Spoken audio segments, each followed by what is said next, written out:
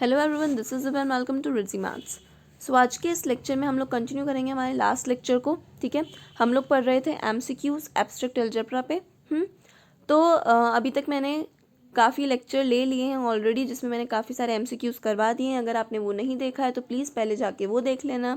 ठीक है, और ग्रुप थ्योरी और रिंग थ्योरी जो है पूरा मैंने लेक्चर्स जो है वो अपलोड कर दिया है, जिसके अंदर सारी डेफिनेशंस है ग्रुप, रिंग, फील्ड और इनके ऊपर बेस्ड जितने भी थ्योरम्स हैं, इंपॉर्टेंट थ्योरम्स हैं, उन सबके प्रूफ के साथ में मैंने वीडियो अपलोड किया है। तो प्लीज़ जाके प्लेलिस्ट के अंदर जाके देख लीजिएगा और पहले वो अच्छे से समझ लीजिएगा, ताकि आपको आज का लेक्चर जो है वो अच्छे से समझ में आए। तभी आप क्वेश्चन कर पाओगे ना, अगर आपको थ्योरी वगैरह सब अच्छे से आती होगी, थ्योरम वगैरह सब पता होंगे। ठीक है, तो हम आज के लेक्चर को कंटिन्यू करते हैं। सबसे पहला जो आपका क्वेश्चन यहाँ पे है वो देखो क्या है। Which of these statement is false. हमें बताना है कि इन चारों स्टेटमेंट्स में इन चारों में से कौन सा फॉल्स है। ठीक है, तो देखो सबसे पहला आपको दे रखा है z comma plus is a cyclic group. ठीक है, तो ये मैं ऑलरेडी मैंने जब ग्रुप थ्योरी की वीडियोस बनाए थे तब मैंने वहाँ पे भी ऐसा क्वेश्चन करवाया था। ठीक है, जो आपका z कॉमा प्लस होता है बिल्कुल ये एक साइक्लिक ग्रुप होता है, तो ये वाला तो आपके पास में क्या हो जाएगा, ट्रू हो जाएगा। ठीक है, हमें तो फॉल्स चाहिए, तो ये वाला क्वेश्चन, ये वाला ऑप्शन तो नहीं हो सकता, क्योंकि ये तो क्या है, ट्रू है ना, ये तो ट्रू है। नेक्स्ट देखते हैं z4 comma plus is a cyclic group. भाई देखो z कॉमा प्लस जो है वो भी साइक्लिक ग्रुप होता है और बिल्कुल ये भी एक साइक्लिक ग्रुप ही होता है, तो ये वाला जो है, ये वाला ऑप्शन भी क्या है, ट्रू है। फाइन, नेक्स्ट देखते हैं। एस आपके पास में क्या दे रखा है, एस जो है वो कुछ इस तरह से आपके पास में सेट दे रखा है। मैं यहाँ ढंग से लिख देती हूँ, 1 कॉमा ये क्या दे रखा है आपको, 1 comma iota comma -1 comma minus iota. ठीक है, ये इस तरह से कुछ आपके पास में दे रखा है।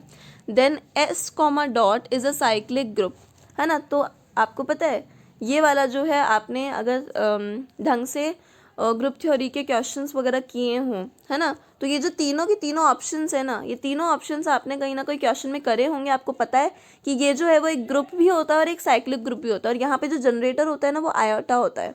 आयोटा जो है यहाँ पे जनरेटर होता है, जिससे ये सारे के सारे एलिमेंट जनरेट हुए। आप चाहे तो देख सकते हो, आयोटा का स्क्वायर करोगे, है ना, आयोटा का स्क्वायर करोगे तो आपको क्या मिल जाएगा, -1।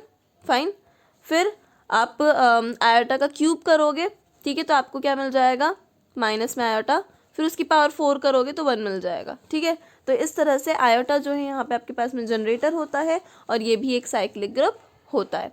तो बचा क्या, सबसे पहले चीज़ तो डी ऑप्शन बचा है, जो कि ट्रू, मतलब बचा हुआ है, क्योंकि ऑप्शन तीनों के तीनों ऑप्शन तो ट्रू हो चुके हैं ना, ऊपर वाले तो, है ना। और दूसरी बात कि हमें हमेशा ध्यान रखना होता है कि ये जो आपके पास में ग्रुप होता है क्लेन्स 4 ग्रुप, ठीक है, ये हमेशा एक क्या होता है, साइक्लिक ग्रुप नहीं होता है, कभी भी साइक्लिक ग्रुप नहीं होता है।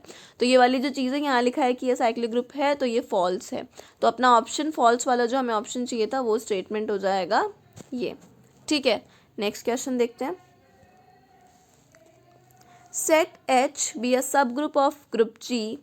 यहाँ पे ए कॉमा बी जो है वो जी के एलिमेंट्स दे रखे हैं जो जी को बिलोंग कर रहे हैं। Then A H is a सब ग्रुप ऑफ जी इफ, अगर ए जो है, अगर ए एलिमेंट जो है वो एच को बिलोंग करेगा, ठीक है, अगर ए एलिमेंट एच को बिलोंग करेगा तो हम बोल सकते हैं कि ए एच जो है वो क्या हो जाएगा, जी का सब ग्रुप हो जाएगा। तो यहाँ पे ये ऑप्शन करेक्ट होगा। फाइन, है ना, क्योंकि यहाँ पे आप देखो A is a non empty, A is non empty, तो ये चीज़ तो वैसे ही गलत लग रही है। ए तो एक एलिमेंट है ना, जी का एलिमेंट है, तो ये तो ऑप्शन करेक्ट हो ही नहीं सकता। ए नॉट बिलोंग्स टू एच, ए जो है वो बिलोंग नहीं करना चाहिए एच को, तो उसमें भी फिर ए एच जो है वो कैसे हो सकता है सब ग्रुप, क्योंकि ए तो जी को बिलोंग कर रहा है ना, ए जी को बिलोंग कर रहा है। तो अगर एच को जी का सब ग्रुप होना है, सॉरी ए एच को अगर जी का सब ग्रुप होना है, तो ए ज़रूर से ज़रूर एच को भी तो बिलोंग करना ही चाहिए ना। ठीक है, तो ये वाला ऑप्शन करेक्ट हो जाएगा। नेक्स्ट क्वेश्चन देखते हैं। ठीक है, let G comma not be a group and H comma K are sub groups of G comma not. मतलब आपके पास में एक ग्रुप दे रखा है और एच कॉमा के जो है वो सब ग्रुप्स हैं, तो आपको बताना है विच इज़ ट्रू। 4 ऑप्शंस आपके पास में यहाँ पे गिवन है, इनमें से आपको बताना है कि कौन सा ट्रू है। फाइन, देखो अब अगर आपको आपने सब ग्रुप की थ्योरम पढ़ी होगी ना तो आप बहुत इजीली बता दोगे। देखो पहला वाला ऑप्शन देखना, H union K is a सब ग्रुप। अब आपको पहली चीज़ तो आपको ऑलरेडी पता है कि अगर H और K जो है वो सब ग्रुप्स हैं G के, है ना, तो इन दोनों का इंटरसेक्शन भी एक क्या होता है, सब ग्रुप ही होता है। फाइन, ये चीज़ आपको पता है। अगर ये चीज़ ऑप्शन में दिख रही है तो मज़ा आ जाएगा, लेकिन यहाँ पे तो H यूनियन K दे रखा है कि H यूनियन K सब ग्रुप होता है। बिल्कुल गलत है भाई, ऐसा कुछ हमने नहीं पढ़ा है। H intersection K is not a सब ग्रुप। मैंने तो अभी बोला कि H इंटरसेक्शन K सब ग्रुप होता है, तो ये चीज़ वैसे गलत हो जाएगी, ठीक है। अच्छा, हमने यूनियन से रिलेटेड भी एक थ्योरम पढ़ी है, और वो थ्योरम क्या है कि H union K is a सब group of G if H या तो K के अंदर कंटेंड होना चाहिए या फिर और K is contained in H। ऐसी एक थ्योरम हमने पढ़ी है ना। तो H यूनियन K जो है वो एक सब ग्रुप हो सकता है if H is contained in K, है ना, या फिर K जो है वो H में आ रहा हो, है ना। तो ये वाली जो आपकी थ्योरम है वो बिल्कुल करेक्ट है, ये हमने थ्योरम ऑलरेडी पढ़ी है। और अगर आपको इसका प्रूफ देखना है तो आप प्लेलिस्ट के अंदर ग्रुप थ्योरी का वीडियो आपको मिल जाएगा, वहाँ पे इंपॉर्टेंट थ्योरम्स के अंदर आपको मिल जाएगा इसका प्रूफ। फाइन, और ये वाली चीज़ तो वैसे ही गलत हो जाएगी, ऐसा कुछ नहीं होता है, ठीक है। तो option C is correct. Next देख लेते हैं।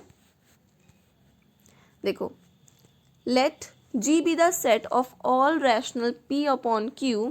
फाइन, यहाँ पे जो आपके पास में G है वो क्या है, एक रैशनल नंबर्स का सेट है, ठीक है। रैशनल नंबर तो P अपॉन Q फॉर्म में ही होते हैं। Where Q is an odd integer, but यहाँ पे एक कंडीशन दी है। वो कंडीशन क्या है कि P अपॉन Q की फॉर्म में तो है, जो आपके पास में G के जितने भी G के सेट में जितने भी एलिमेंट्स होंगे P अपॉन Q की फॉर्म में तो होंगे, लेकिन ये जो Q है वो क्या है, ऑड होना चाहिए। ये सिर्फ और सिर्फ ऑड ही होगा, ठीक है। तो Q is an odd integer with respect to usual multiplication of real numbers.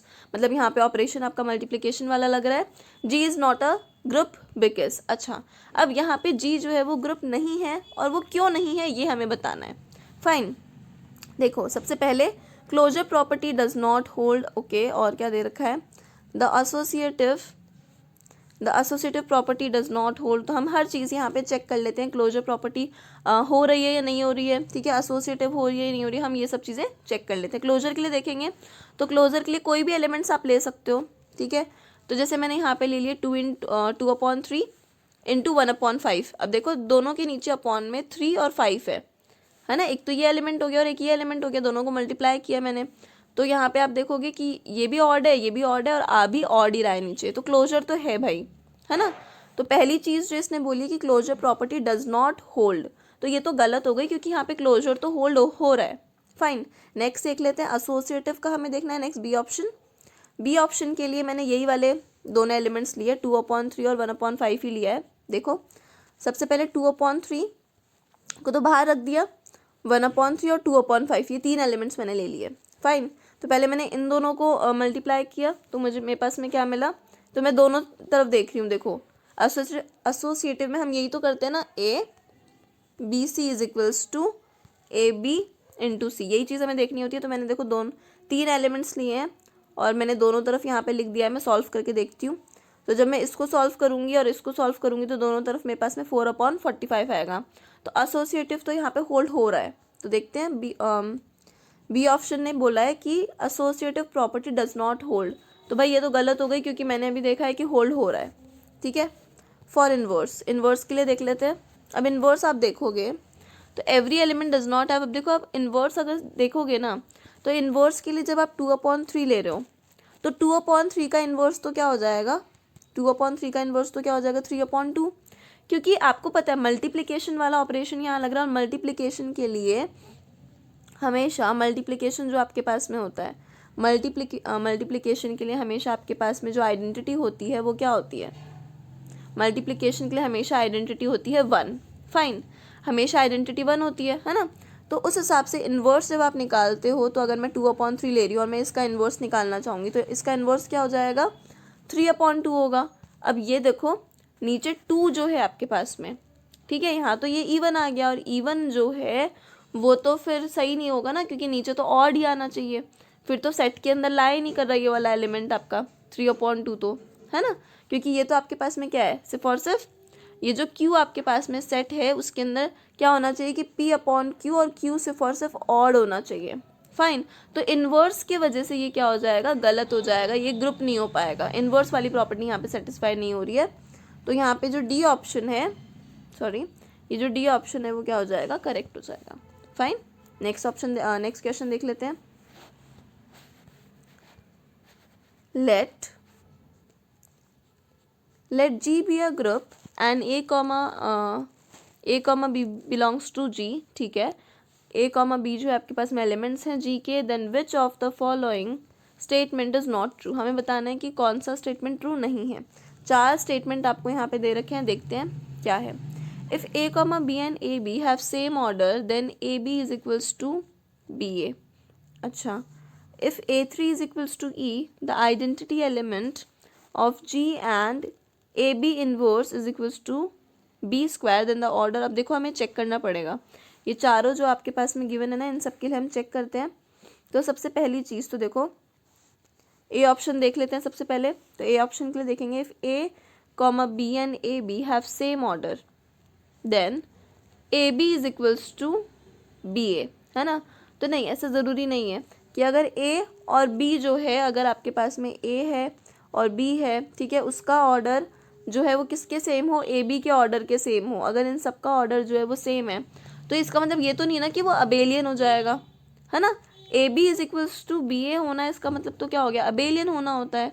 तो बिल्कुल नहीं, ऐसा कुछ हमने नहीं पढ़ा है, तो ये वाला ऑप्शन तो ट्रू नहीं है ना। और ये जो B वाला ऑप्शन है हमें चेक करना पड़ेगा, देखते हैं। तो देखेंगे हमने क्या ले लिया, B ऑप्शन में दे क्या रखा है, पहले ये देख लेते हैं। हमें गिवन क्या है, अगर A cube is equals to E है, fine, the identity element of G and AB A inverse is equals to B square. तो ऑर्डर ऑफ B 16 होगा क्या, फाइन। तो 2 चीज़ें हमें गिवन है, A cube is equals to E और AB A inverse जो है वो B स्क्वायर के इक्वल है। दोनों का यूज़ करते हैं, फिर नीचे देखते हैं क्या निकलता है। देखो, तो A B A inverse is equals to B square दे रखा है और A cube is equals to E दे रखा है, ठीक है। तो मैंने क्या किया, हम लोग क्या ले रहे हैं, मैं एक बार देख, B की पावर 4, मतलब ये वाली जो चीज़ है ना, B स्क्वायर जो है हमारे पास में दे रखा है, तो B स्क्वायर को मैं यहाँ पे यूज़ करना चाह रही हूँ। तो मैंने यहाँ पे लिया है B की पावर 4। B की पावर 4 को हम इस तरह से लिख सकते हैं, B square into B square. B square की जगह पे हम ये वाली वैल्यू रख देंगे, फाइन, ये वाली वैल्यू रख दी, AB A इनवर्स। अच्छा, इसको सॉल्व करेंगे तो A इनवर्स है ना यहाँ पे बीच में, ये देखेंगे आप बीच में, ये A इनवर्स है। तो आपको पता है A इंटू A इनवर्स किसके इक्वल होता है, आइडेंटिटी है। और आइडेंटिटी को आप किसी भी एलिमेंट से करोगे, जैसे आपने आइडेंटिटी को B से किया तो B का B आ जाएगा, है ना। तो उस अकॉर्डिंग हम यहाँ पे, ये तो क्या हो जाएगा, E हो जाएगा, फाइन। और फिर इस E को जब आप B से करोगे तो B आ जाएगा, है ना। और ये हो गया आपके पास में B, और ये भी यहाँ पे इस तरह से हो जाएगा A B A इनवर्स। तो ये तो क्या हो गया, B स्क्वायर हो गया, तो ये हो जाएगा A B square A inverse, fine. इस तरह से बन गया, ये चीज़ आ गई। अब आगे देखते हैं। तो ये चीज़ अपने पास में आ चुकी है। अब देखो, सेम ऐसे ही मैंने क्या लिया है, B की पावर हमने क्या ले लिया, 8, ठीक है, B की पावर 8। तो यहाँ पे B4 इंटू B4 आएगा। B4 की जगह पे अभी अपन ने वैल्यू निकाली, B4 की वैल्यू क्या होती है, ये, तो ये वाली वैल्यू हम पुट कर देंगे यहाँ पे, ये आ गया, ये रहा। सेम वही A इनवर्स तो क्या हो जाएगा, E, तो ये क्या बच जाएगा, B स्क्वायर A इनवर्स। सो ये आ गया A B की पावर 4 A इनवर्स, ठीक है। तो ये हो जाएगा आपके पास में B की पावर 8 जो है वो क्या हो जाएगा, B की पावर 8 जो है वो आपके पास में ये आ गया। अब देखो, अब यहाँ पे क्या करना है हमें, यहाँ पे B की पावर 4 की जगह पे हम वापस से यही वाली वैल्यू रखेंगे। ये वाली जो चीज़ आई है ना, B की पावर 8 जो है वो किसके इक्वल आ गया, इसके इक्वल आ गया। अब यहाँ पे भी तो B की पावर 4 है, यहाँ पे भी तो B की पावर 4 है, तो इस B की पावर 4 की जगह पे हम वापस से ये वाली वैल्यू रखेंगे। यही तो है ना B की पावर 4 की वैल्यू, तो ये हमने वापस से रख दिया। तो A इंटू B की पावर 4 की वैल्यू रखी और A इनवर्स। फिर इसको थोड़ा सॉल्व करेंगे तो यहाँ पे A हो जाएगा, यहाँ पे A inverse into A inverse हो जाएगा, तो ये आ गया A square B square A की पावर -2, ठीक है। और ये किसके इक्वल आ गया, ए स्क्वायर हो गया, बी स्क्वायर की जगह पे अब हमारे पास में वैल्यू हमें पता है तो ऊपर जाके देखेंगे। फाइन, तो ये रही बी स्क्वायर की वैल्यू, बी स्क्वायर की वैल्यू आपके पास में ये रही। तो इस बी स्क्वायर की वैल्यू को हम कहाँ पे रख देंगे, इस जगह पे रख देंगे वापस से। फाइन, तो ये आपके पास में क्या आ जाएगा, ये ए स्क्वायर, बी स्क्वायर की वैल्यू रखी, बी स्क्वायर की वैल्यू क्या थी, ए बी ए इनवर्स, और ये ए की पावर -2। ठीक है, तो अब यहाँ से क्या हो गया, ये हो गया ए क्यूब और ये हो गया ए इनवर्स और ये, तो ये हो गया ए की पावर -3 और बीच में रह गया बी। ठीक है, अच्छा अब ए क्यूब की वैल्यू हमें क्या दे रखी है, ई दे रखी है, देखिए ऊपर देखो, ये रही।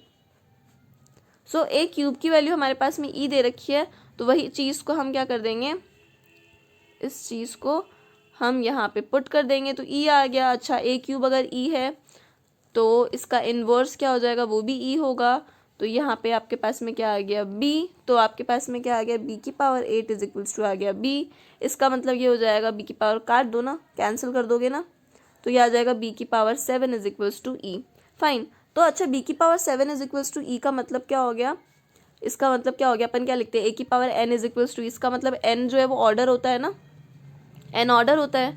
तो यहाँ पे ये क्या हो जाएगा, b का ऑर्डर क्या हो गया 7, तो b का ऑर्डर तो 7 आ रहा है ना। अब ऊपर देखते हैं, चलो अब ऊपर देखेंगे तो यहाँ पे क्या बोला था कि b का ऑर्डर क्या आना चाहिए, 16 आना चाहिए, बट ये तो गलत हो गया, हमने तो निकाला तो b का ऑर्डर 7 आ रहा है, तो b ऑप्शन जो है वो इनकरेक्ट है। फाइन, दूसरा देखो, A B and B A have same order, A B और बी ए का सेम ऑर्डर होना चाहिए। और एक यहाँ नेक्स्ट क्या दे रखा है,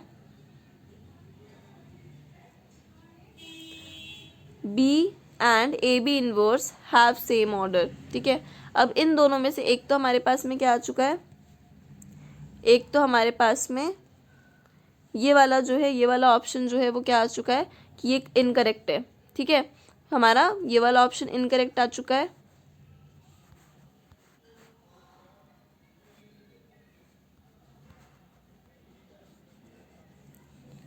हाँ, तो बी वाला ऑप्शन हमारे पास में एक तो इनकरेक्ट आ चुका है ना, एक तो ये वाला इनकरेक्ट हो गया, एक ए ऑप्शन हमारे पास में इनकरेक्ट हो गया। अब सी और बी, हमें सी और डी वाला देखना है, तो सी और डी वाले में देखेंगे तो A B and B A have same order, ये चीज़ें रखी है। तो देखो, आपको हमेशा ध्यान रखना है कि जो ए बी है और बी ए है, इन दोनों का ऑर्डर हमेशा सेम ही होता है। फाइन, ए बी और बी ए जो होता है आपका, इसका ऑर्डर हमेशा क्या होगा, सेम ही होगा। Always true whether the group is abelian और नॉट अबेलियन, है ना। और ये भी आपने एक थ्योरम पढ़ी होगी, बी और ए बी इनवर्स, इन दोनों का भी ऑर्डर सेम ही होता है। फाइन, बी और A B inverse, A B A inverse, sorry मैं थोड़ा बोलने में मिस्टेक कर रही हूँ, सॉरी उसके लिए। ए बी ए इनवर्स और बी, इन दोनों का ऑर्डर भी क्या होता है, सेम ही होता है, हमेशा ध्यान रखना है आपको। तो ये वाले तो ट्रू ही होंगे। ठीक है, हमने थ्योरम पढ़ी है ऑलरेडी, इन दोनों के लिए तो हमने क्या पढ़ा है, थ्योरम पढ़ा है, तो ये दोनों तो बिल्कुल करेक्ट है।